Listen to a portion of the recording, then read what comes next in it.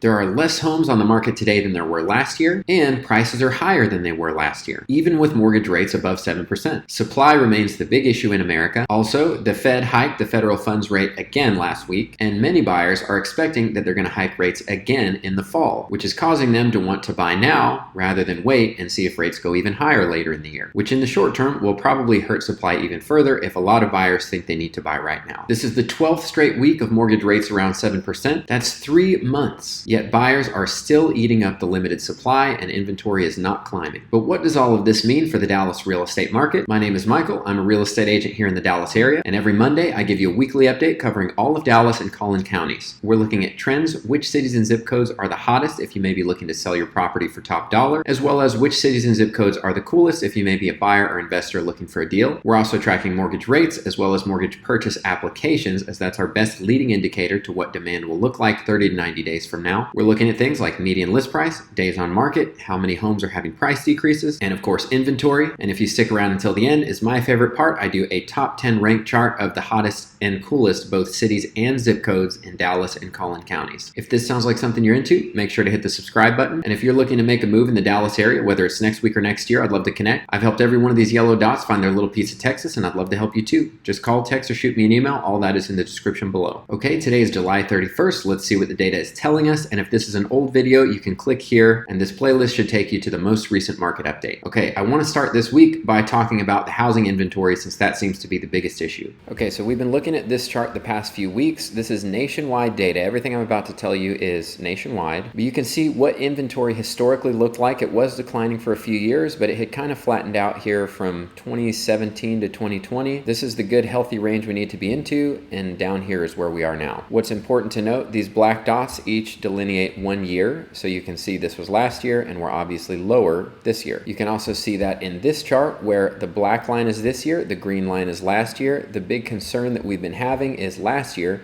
we had a huge run up all the way up here, whereas this year we've had almost no run up, and it looks like we're already flattening out. What you can also tell from here is that both in 2021 as well as 2022, as well as usually, you don't see a big increase in inventory after this point in the year. So inventory may continue to climb, even, well, last year was all the way into pretty much November, but it was still barely climbing. Whereas here it looks like mid-September was the top, and then we started declining. So the point is, we're already getting close to being at the peak inventory for the year, and we've not climbed hardly at all. So it seems pretty certain we're going to end the year with less houses on the market than we did the year before. But the bigger story that I want to tell you about that is the new listings data, because even though you think, well, inventory could climb some, new listings from here until the end of the year will be declining. And for context, in 2021 this week, we had 81,000 new listings, 2022 74, and 2023 down to 62,478 this week. So as you can see clearly from this chart, new listings are expected to decline for the rest of the year. So what does that mean if new listings are declining, yet inventory is going up? It means if you don't like what's on the market now, you're not going to like it more later, because the inventory is going to be increasing, not because of great new listings, but because the same listings that are on the market right now that you don't want to buy, that nobody else wants to buy, those are the ones that are going to continue to sit. The new listings that come on, and we're still seeing this here in Dallas, if it's a great listing and it's priced well, it goes immediately. There are still a ton of multiple offer situations happening. I had that happen on 2 houses this week. One listed Wednesday afternoon. I sent it to my clients Thursday morning, and by Friday it was already under contract, so we didn't get to see it. Another one listed on Friday afternoon, so we booked the showing for Saturday, and that agent texted me Saturday morning, said we have our first offer in hand. So showings began Friday, and they had their first offer Saturday morning, and that's how quickly great houses are still going. So the few new listings that are coming on, if they're great, they're still going to go immediately. And if inventory does climb, it's going to be those houses that you already didn't want in the first place. So don't think just because inventory could seasonally go up that that's going to help you in any way. Most people tend to list their homes in the spring and summer months, which we're already well into the summer, and that's why you can expect less listings from here through the end of the year. The last thing worth noting here is that the next BLS jobs report is coming out next Friday. If you'll remember, the July BLS jobs report came out, unemployment was too low, wages were going up too much, and immediately mortgage rates shot straight up. So these jobs reports have a huge impact on mortgage rates because, again, the bond market is the one determining these mortgage rates, not the Fed. And if you're confused by that, please watch this video I made last week where I discuss if you're looking to what the Fed is going to do next, you're already too late. The Fed is old and slow. The bond markets are the first to respond and the one that are actually setting these mortgage rates. So check out that video for more info, but basically, if the jobs report comes in saying that unemployment is going up or wages are going down or anything to show the economy is slowing, mortgage rates very well could drop, regardless of what the Fed is doing. And of course, on the other hand, if unemployment comes in really low again and it looks like there are too many jobs and too many people making too much money, mortgage rates could go up overnight. So looking forward to seeing what happens with that next Friday, as well as it's Monday, but unfortunately tomorrow is the beginning of the month, so we'll be able to see what actually happened with closed sales in Dallas tomorrow, so I'll probably cover that in next week's video. Okay, moving on to mortgage rates. We started the week off at a 6.98 and we ended at a 7.05. We got as high as a 7.12. This makes 12 consecutive weeks with rates at or above 7%. This makes 12 straight weeks. That's 3 months of mortgage rates around 7%. And regarding mortgage purchase applications, we actually saw a 3% decline week over week. And this makes for a total of 14 positive and 14 negative prints so far this year regarding mortgage purchase application data. So even though demand seems to be more or less neutral, the declining inventory tells you that even with this reduced demand that we have, there are still too many buyers for too few homes. And all this evidence is telling us is the same thing it's been telling us all year, is that there's no evidence yet for us to think it's going to get any cheaper or easier to buy a home. So as I say every week, if you can buy a house, buy a house. Don't try to time the market. That's been a losing gamble for everyone the entire year. While you're waiting on the sidelines, other people are buying up all the supply,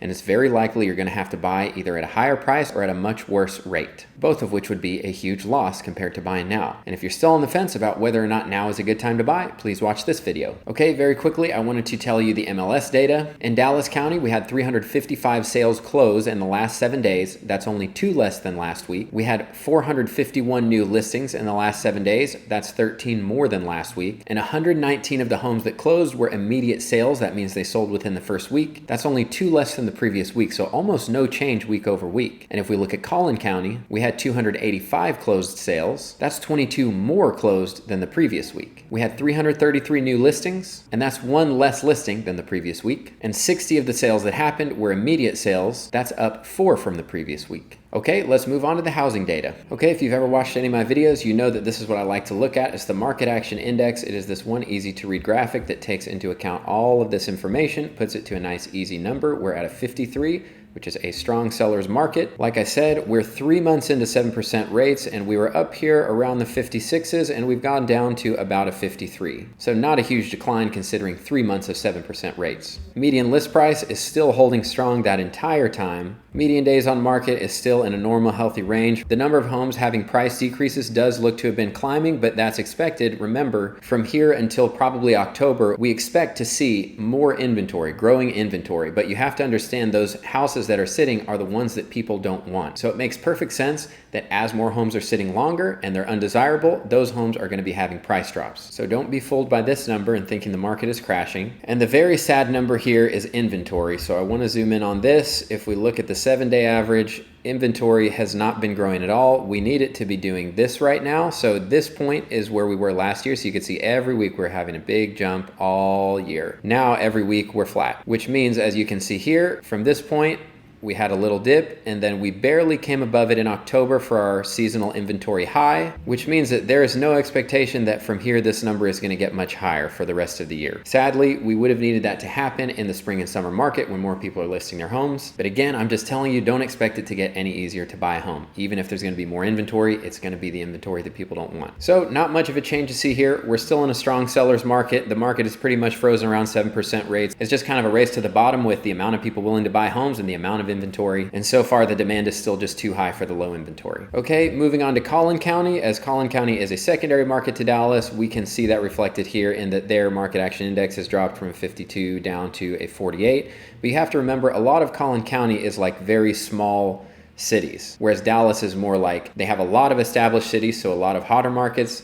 Collin County has a few hot markets and a few very cool markets, so that's why this number skews so much faster. Their median list price has dropped a little bit. I mean, we were at like 638, 639, the peak of 648, and we're down to 625. That's not a huge drop. They're having the same amount of price decreases in the same issue, 41%, but remember, a lot of these cities are very small cities, not desirable markets. Their inventory as well looks completely flat and not climbing. We would need it to be climbing now. So still a strong seller's market, but they're only at 48, and I wanted to look at their inventory a little closer on the 7-day. So 1 year ago this week, they had 1955, and this year they have 2019. So they have a few more houses on the market than this time last year, and their inventory may climb a little higher, but again, a big part of that is these coolest cities that you're gonna see here in a minute on our top 10 list. Well, let's go ahead and jump to our top 10 lists. So these are our top 10 ranked charts. They're ranking the top 10 hottest and coolest cities and zip codes, and that's out of all 84 zip codes in Dallas County and 26 zip codes in Collin County. So to make it on a top 10 list is a big deal. Okay, starting with our top 10 hottest cities. Grapevine, of course, remains number one just like it always has. Louisville heats up one. Carrollton cools off one.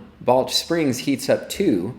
Saxe cools off one, Coppell cools off one, Richardson remains, Duncanville remains, Irving heats up one, and Garland comes on to the number 10 spot. So the biggest gainer here was Balch Springs, and the big news is Grand Prairie goes from number 9 to dropping entirely off the hottest cities list. So if you'll remember, a 30 and below is considered a buyer's market. So these are well above, and this is on a scale of 0 to 100. So 76 is still incredibly hot, even 64 is a very hot market. Now we like to zoom in on specific zip codes, and the absolute hottest zip code this week, as I believe it was also last week, is Richardson, Texas 75082, Grapevine 76051, Carrollton 75007, Garland 75044, Plano 75023, Mesquite 75150, Carrollton 75006, Dallas 75231, Grand Prairie 75052, and Richardson 75081. So those are the top 10 hottest zip codes you can expect to get top dollar if you're gonna list your house there. Now we'll move on. It's the same thing, but the coolest cities and zip codes, and this is why you see Collin County having a much lower number as a county than Dallas, because it has places like this: Whitewright, Leonard, Blue Ridge. Remember, 30 and below is a buyer's market, and Whitewright is a 30.28. Leonard is a 30.96. So